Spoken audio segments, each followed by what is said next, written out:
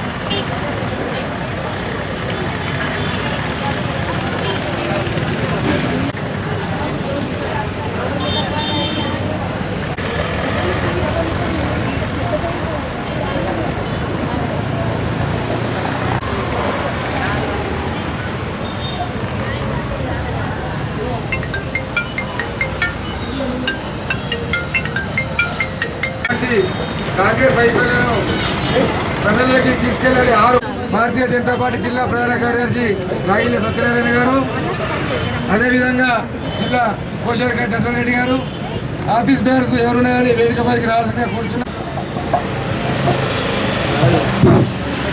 నేటి కాంగ్రెస్ వైఫల్యం మీద అదేవిధంగా వేదికపై ఉన్నటువంటి పదాధికారులు పెద్దలందరికీ మరియు మహిళా సోదరులకు అందరికీ ధన్యవాదాలు తెలియజేస్తూ ఈరోజు వచ్చి ఆర్డర్ ప్రజలకు ఇచ్చిన 6 గ్యారెంటీల మీద ఇప్పటి వరకు హామీలు నెరవేరలేదనే ఉద్దేశంతో రాష్ట్ర శాఖ పిలుపు మేరకు ఈ కార్యక్రమం నిర్వహించడం జరుగుతుంది.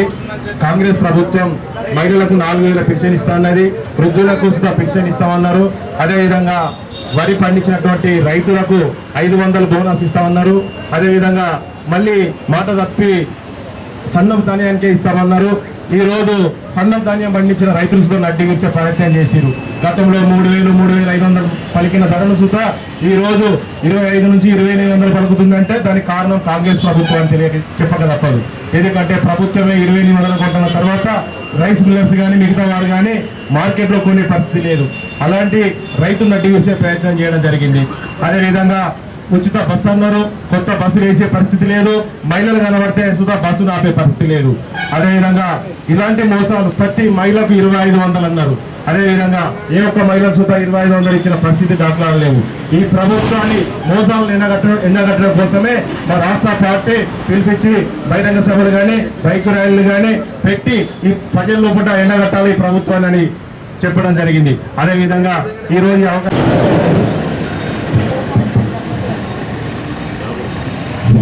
ఇట్టి కార్యక్రమ కో-కన్వీనర్ మన ధర్మపురి గారిని మాట్లాడాల్సిందిగా కోరుతుంది. భారతీయ జనతా పార్టీ నిర్వహించినటువంటి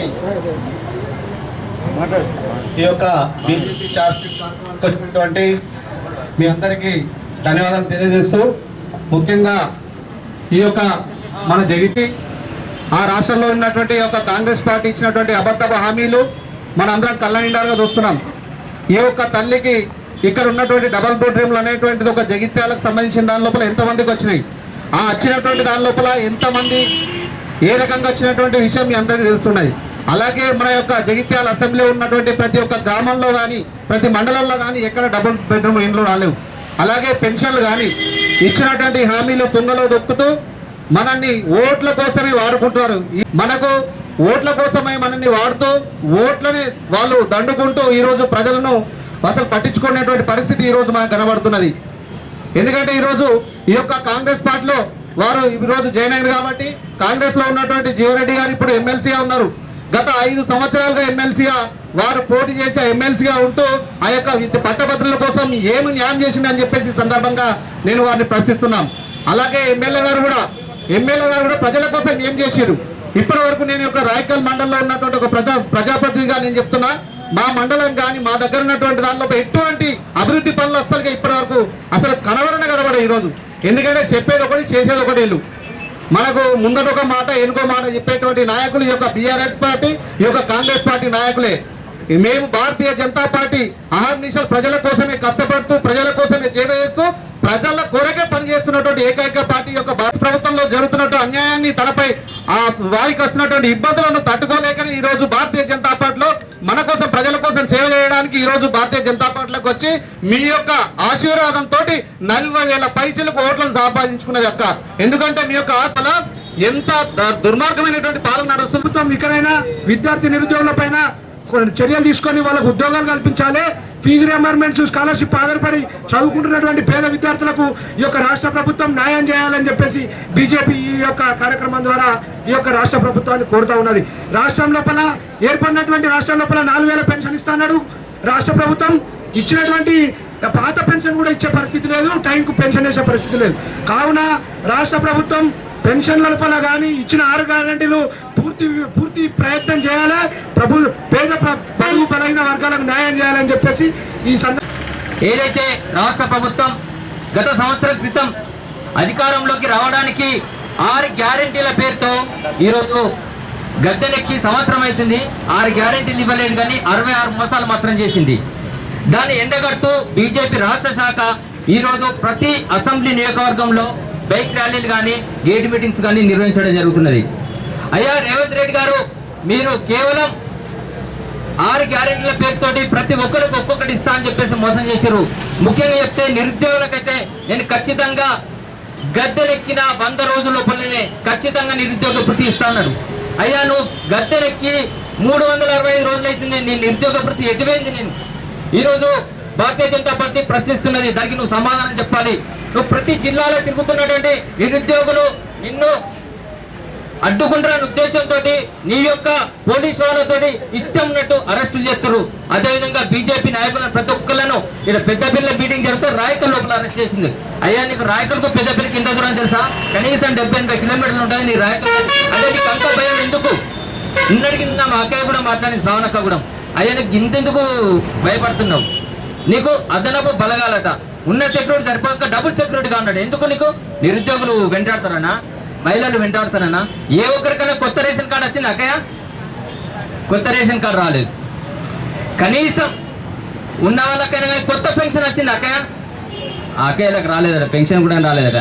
అయ్యా నువ్వు ఎందుకు ఇది మోసం చేస్తున్నావు? భారతీయ జనతా పార్టీ ప్రజలందరి కోసం పోరాడుతూ ఎక్కడికక్కడ కూడా ప్రతి నియోజకవర్గాలలో, జిల్లాలలో, మండలాలలో బీజేపీ భరోసా యాత్రలు నిర్వహిస్తూ ఉంది. కాంగ్రెస్ ఏడాది పాలనలో చేసినటువంటి మోసాలు, దుర్మార్గాలన్నింటినీ కూడా ప్రజలందరికీ తెలియజేసే విధంగా ఎక్కడికక్కడ కూడా కార్యక్రమాలు నిర్వహిస్తూ ఉంది, ఆందోళన కార్యక్రమాలు నిర్వహిస్తూ ఉంది. అదేవిధంగా జగిత్యాల నియోజకవర్గంలో ఉన్నటువంటి మన జగిత్యాల పట్టణంలో కూడా ఈ రోజున పెద్ద ఎత్తున బైక్ ర్యాలీ, అదేవిధంగా అన్ని మండల కేంద్రాలను కలుపుకుంటూ కాంగ్రెస్ చేసినటువంటి మోసాలు ప్రజలందరికీ తెలియజేసే విధంగా పెద్ద ఎత్తున బైక్ ర్యాలీ నిర్వహించి మనం ఇక్కడ స్థానికంగా ఉన్నటువంటి మంచినీళ్ళ బావి దగ్గర కార్యక్రమం నిర్వహించుకుంటా ఉన్నాం. అమ్మ, ఇందాక అన్నలందరూ మాట్లాడిండ్రు, మీరు కూడా చూస్తున్నారు. ఎన్ని హామీలు ఇచ్చిండ్రు? 400 హామీలు ఇచ్చిండ్రు. కాంగ్రెస్ పార్టీ గెలుస్తామని 400 హామీలు ఇచ్చిండ్రు. ఒక్కటైనా ఇచ్చిండ్రా అంటే ఒక్కటే చెప్తున్నారు. ఏం చెప్తున్నారు తెలుసా? అది మా అక్కలు కూడా చెప్తున్నారు, ఫ్రీ బస్ అంట. ఫ్రీ బస్ ఇస్తున్నారు, కరెక్టే. మీరు ఎక్కడ ఉంటే అక్కడ మరి బస్సు ఆపుతున్నారా? బస్ స్టాండ్లోనన్నా నేను మొన్న అక్కడ చూసిన, రాయికల్ బస్ స్టాండ్ దగ్గరికి పోయినా, పాపం అక్కడ మళ్ళీ మనోళ్ళే అక్క వాళ్ళు 10 మంది అక్కలు నిల్చొని ఉన్నారు. ఆపు ఆపు అంటే కూడా ఆపుతలేరు. గట్లగా బీర్పూర్లో కూడా చూసిన 5 అక్క చెల్లెళ్ళ నిల్చొని ఉన్నారు. ఆపు ఆపు అంటే కూడా ఆపని పరిస్థితి. పాపం వాళ్ళేం చేస్తారులేవా, మనం ఎందుకు అనాలే. కానీ ఉచిత బస్సు అని పెట్టినప్పుడు బస్సులు పెంచాలా లేదా? ఉల్టా తగ్గించిండ్రు. ఇది ఎక్కడ న్యాయం? కాదు, ప్లేట్లు అన్నం పెట్టి ముందు పెట్టి చేతులు కట్టేసినట్టు తినుడు ఎట్లనన్నీగా నీ తిప్పలు నువ్వు వాడు అన్నట్టు, అంతేనా కాదా? మన కాంగ్రెస్ నాయకులు ఇక్కడ నేను అడుగుతున్నా, గౌరవనీయులైనటువంటి జీవన్ రెడ్డి గారు, మీరు చెప్పుకుంటూ ఉంటారు, గర్వంగా చెప్పుకుంటూ ఉంటారు, నేను తులం బంగారం సృష్టికర్తని, కళ్యాణ లక్ష్మికి తులం బంగారం సృష్టికర్తని నేనని మీరు గర్వంగా చెప్పుకుంటూ ఉంటారు కదా. మరి ఏమై తులం బంగారం? కళ్యాణ లక్ష్మి తులం బంగారం ఏమైంది? కళ్యాణ లక్ష్మి డబ్బులు ఖచ్చితంగా ఇస్తున్నారా? దాంతోపాటు తులం బంగారం ఇస్తున్నారా? మీరు అధికారంలోకి వచ్చి సంవత్సరం అవుతుంది, సంవత్సరం నుంచి ఏ పెళ్ళిళ్ళు జరగలేదా? వచ్చినాయి అమ్మ తులం బంగారం? మరి దాని గురించి ముందు జీవన్ రెడ్డి గారు తీసిండ్రు, తులం బంగారం ఇవ్వాలి. మరి ఏది? వాళ్ళ పార్టీ కదా అధికారంలో ఉంది, ఇచ్చిండ్రా? రాలేదు. మా బీడీ చేసే అక్క చెల్లెళ్ళకు 4000 పెంచుతామన్నారు. వచ్చిండ్రా? బీడీ చేస్తారు కదమ్మా, ఇక్కడ లేదు. పెన్షన్లు 4000 వేస్తామన్నారు, దివ్యాంగులకైతే 6000 వేస్తామన్నారు. పెరిగినాయా పెన్షన్లు? అంతకుముందు 1వ తారీఖు వచ్చేవి కాస్త 15వ తారీఖు అయింది, మొన్న 27వ తారీఖు పడ్డాయి. ఇలా మీరు గమనించలే, 1 నెల పెన్షన్ ఎగిరిపోయింది. మీరు గమనించింది 2 నెలలు వాళ్ళు చెప్తున్నారు, 2 నెలల పెన్షన్ ఎగిరిపోయిందట. పెంచుతామన్న పెన్షన్ కాస్త ఎగరగొట్టడానికే సరిపోతుంది. లేవు. అది మాత్రమే కాదు, చదువుకున్న పిల్లలకి 5 లక్షలు ఇస్తామన్నారు. విద్యా భరోసా కార్డు పేరు వస్తున్నాయా? స్కాలర్షిప్లు ఇస్తామన్నారు. స్కాలర్షిప్లు ఇయ్యాక మన పిల్లలను తీసేసే పరిస్థితికి వచ్చింది కాలేజీల నుంచి. అవునా? 73,000 కోట్ల స్కాలర్షిప్ పెండింగ్ ఉన్నాయి. ఎంత ఘోరం, ఎంత అన్యాయం! వాళ్ళు ఎట్లా చదువుకోవాలి? ఇది మాత్రమే కాదు, చదువుకునే పిల్లగాళ్ళకి ఫ్రీ ఇంటర్నెట్ అన్నారు. ఆన్లైన్లో చదువుకుంటే ఫ్రీ ఇంటర్నెట్ అన్నారు, అది కూడా లేదు. చదువుకుని ఉద్యోగాలు రాని వాళ్ళకు నిరుద్యోగ భృతి అన్నారు. యువకులకి, మా యువకులు అందరూ ఉన్నారు, ఆ నిరుద్యోగ భృతి లేదు. ఇటు ఇకపోతే రైతన్నలకి రుణమాఫీ చేసినామన్నారు, పూర్తి స్థాయి కూడా చేయలే. రైతు భరోసా పెట్టుబడి సాయం ఇస్తా అన్నారు, అది కూడా లేదు. రైతు కూలీలకు 12,000 ఇస్తామన్నారు. కౌలు రైతులకు కూడా మేము ఇస్తా అన్నారు. అసలు రైతులకు లేదు, కౌలు రైతులకు లేదు, ఏవీ లేవు. అంగన్వాడీ టీచర్లకు 18,000 పెంచుతామన్నారు వేతనం, అది లేదు. అంతెందుకు, మా అక్క చెల్లెలందరూ పెద్ద ఎత్తున వచ్చి కూర్చున్నారా? మీకు 2,500 ఇస్తామన్నారా? వచ్చినాయి అక్క మీకు ఎవరికన్నా? పాప మా అక్క చెల్లెళ్ళందరికి ఇవన్నీ చేస్తామంటే నమ్మి ఓట్లేసి కూర్చోబెట్టినందుకు ఏమై? ఏది లేదు, గుండు సున్నా చూపిస్తున్నారు. డబుల్ బెడ్రూమ్ ఇల్లు అన్నాడు, దానికి కేంద్రం నిధులే ఎక్కువ, కానీ మా డబ్బులే అని చెప్పుకుంటున్నారు. సొంతంగా చెప్పుకోవడమే, వాళ్ళకి చెప్పుకోవడమే ఎక్కువైపోయింది. ప్రధానమంత్రి ఇచ్చిన డబ్బులే ఎక్కువ అమ్మా అందులో. అది చెప్తున్నారా? చెప్తలేరు. దసరాకు పట్టు చీరలు ఇచ్చిండ్రా? కొంటా అన్నారు కదా. దసరాకు పట్టు చీరలు ఏమైనా రేవంత్ రెడ్డి పంపిస్తా అన్నారు కదా సీఎం గారు. కట్టుకున్నారా అక్క? రేవంత్ రెడ్డి గారు పంపించిన పట్టు చీరలు అటు ఉన్నది పోయింది, ఉంచుకుంటుంది పోయింది అన్న రకంగా ఉంది ఈ ఏడాది కాంగ్రెస్ పాలన. మేము ఏదో సాధించినాం అన్నట్టు ఏం చేయకుండా కోట్లు ఖర్చు పెట్టి సభలు చేస్తున్నారు. పెద్దపల్లిలో వేస్తున్నారు, అక్కడ వేస్తున్నారు, అక్కడ అన్ని కేంద్రాలలో చేసుకుంటున్నారు. ఒక సభ అయితే ఎన్ని కోట్లు అయితే అక్క? కోట్లు ఖర్చు పెట్టి. ఎట్లుందంటే కాంగ్రెస్ పరిస్థితి, పబ్లిసిటీలోనేమో పీక్స్కుంది, గ్రౌండ్ లెవెల్లోనేమో డౌన్కుంది. అతి తక్కువ కాలంలో అతి ఎక్కువ మందితో చీకొట్టుకున్న ప్రభుత్వం ఏదైనా ఉంది అంటే అది తెలంగాణ రాష్ట్రంలోని కాంగ్రెస్ ప్రభుత్వం. టీఆర్ఎస్కి 5 సంవత్సరాలు అయిపోయిన తర్వాత మెల్లిమెల్లిగా వ్యతిరేకత స్టార్ట్ అయ్యి 10 సంవత్సరాలకు వచ్చేసరికి కుర్చీ దించేసిండ్రు టీఆర్ఎస్ వాళ్ళని. వీళ్ళది అది కాదు, సంవత్సరం పూర్తి కాక ముందు వీళ్ళ నిజస్వరూపం బయటపడ్డది. దాచుకోవాలి. భూ స్కామ్లు, కాంట్రాక్ట్ల స్కామ్లు. అసలు స్కామ్లు ఎక్కడ లేవు చెప్పుండ్రి? ఎక్కడ లేవు చెప్పుండ్రి? ఆటో డ్రైవర్లను ఆదుకుంటామన్నారు, 12,000 ఇస్తామన్నారు. బీసీలకు రజకులు ఇక్కడ ఎక్కువ మంది ఉంటారు కదా, వాళ్ళకు కూడా ఆర్థిక సాయం కింద సబ్సిడీ 10 లక్షల చొప్పున ఇస్తా అన్నారు. ఏమైంది? అది అటే పోయింది. గొల్ల కుర్మలకు ఇస్తామన్నారు 2 లక్షలు గొర్రెల పెంపకానికి. అవి అటే పోయినాయి, వచ్చినాయా? రాలేదు. ఎస్సీ ఎస్టీల కోసం సపరేట్గా బడ్జెట్లో ఫండ్ పెడతామన్నారు, సప్తాలు తెస్తామన్నారు.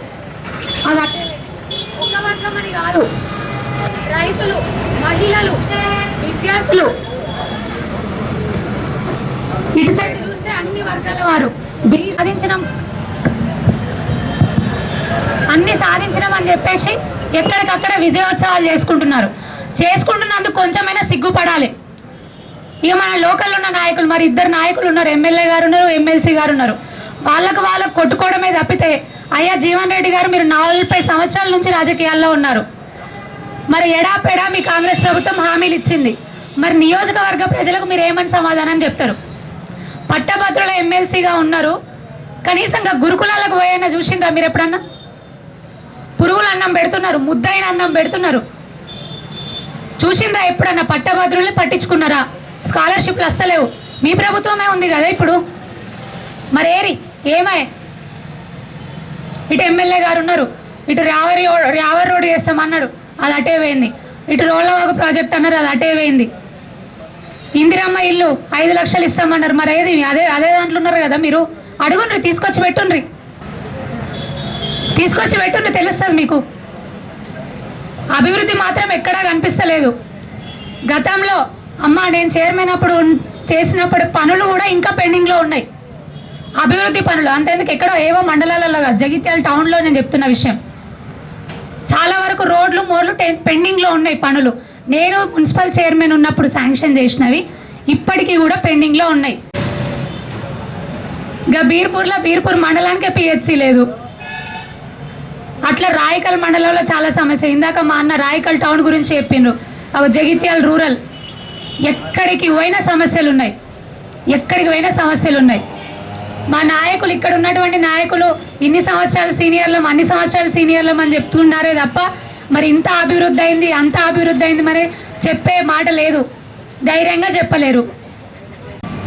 ఎప్పుడూ చూడని రాజకీయ హత్యలన్నీ కూడా ఇప్పుడు చూస్తున్నాం మనం.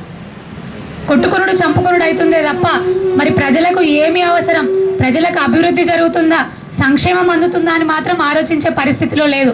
దయచేసి నియోజకవర్గ ప్రజలందరూ కూడా ఇవన్నీ గమనిస్తూనే ఉన్నారు.